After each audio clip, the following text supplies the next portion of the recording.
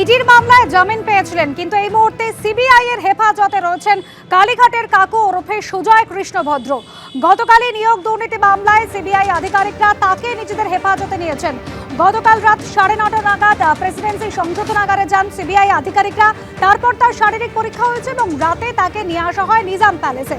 আমাদের প্রতিনিধি সরাসরি রয়েছেন প্রকাশ সিনহা আমাদের সঙ্গে। প্রকাশ, গতকাল সাংবাদিকদের কোনো প্রশ্নের উত্তর দেননি সুজয় কৃষ্ণ ভদ্র, কিন্তু আজ তদন্তকারীদের সঙ্গে সহযোগিতা করছেন। দেখো, এখনো কিন্তু জিজ্ঞাসাবাদের প্রক্রিয়া শুরু হয়নি। আর কিছুক্ষণের পর সকাল 11টার পর জিজ্ঞাসাবাদের প্রক্রিয়া শুরু হবে।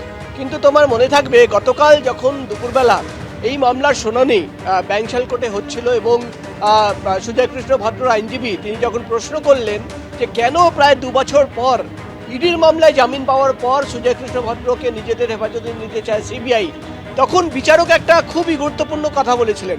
বিচারক বলেছিলেন যে এই প্রশ্নই কিন্তু প্রথম দিন যেদিন সিবিআই কাস্টাডি প্রেয়ার নিয়ে এসেছিল সেদিন আমিও করেছিলাম, কিন্তু যখন তদন্তকারী অফিসাররা রিপোর্ট এবং কেস ডায়েরি আমাকে দেখায় তখন কিন্তু আমি মোর দ্যান স্যাটিসফাইড। অর্থাৎ এমন কিছু তথ্য প্রমাণ রিসেন্টলি সম্প্রতি সামনে এসছে যেটা সামনে রেখে কিন্তু সুজয় কৃষ্ণ ভদ্রকে জিজ্ঞাসাবাদের প্রয়োজন রয়েছে।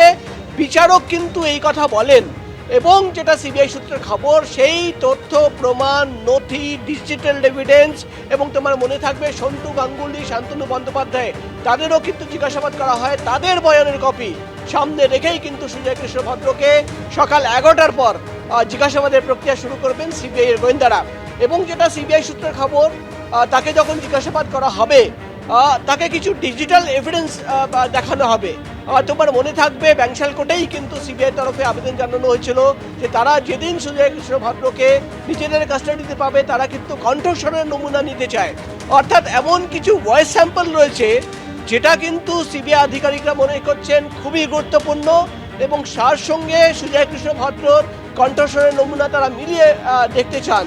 এমন কি রয়েছে সেখানে, এটাই কিন্তু সবচেয়ে বড় প্রশ্ন। এবং যেটা তোমাকে বলে দিই, গতকাল 9:30 নাগাদ জেলে, তারপর 1:45 নাগাদ তারা পৌঁছে যান সুজয় কৃষ্ণ ভদ্রকে নিয়ে হাসপাতালে এবং প্রায় রাত 2:30 নাগাদ নিজাম প্যালেসে তাকে নিয়ে আসা হয়।